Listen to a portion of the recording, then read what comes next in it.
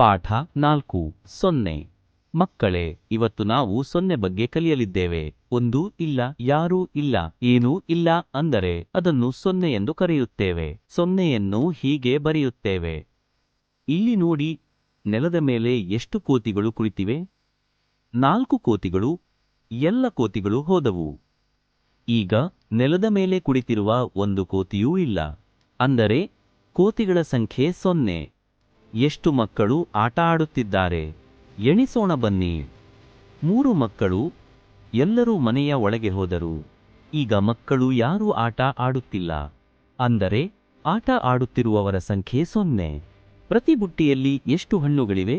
ಎಣಿಸೋಣ. 4 ಹಣ್ಣುಗಳು, 3 ಹಣ್ಣುಗಳು, 1 ಹಣ್ಣು ಇಲ್ಲ.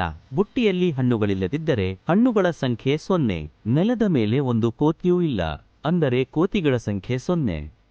ಬುಟ್ಟಿಯಲ್ಲಿ ಒಂದು ಹಣ್ಣು ಇಲ್ಲ. ಹಣ್ಣುಗಳ ಸಂಖ್ಯೆ 0. ಡಬ್ಬಿಯಲ್ಲಿ ಒಂದು ಚಾಕ್ಲೇಟ್ ಇಲ್ಲ.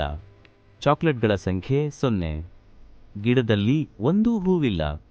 ಹೂವುಗಳ ಸಂಖ್ಯೆ 0. ಇಲ್ಲಿ ಮನೆಗಳು ಮತ್ತು ಮರಗಳನ್ನು ಎಣಿಸೋಣ.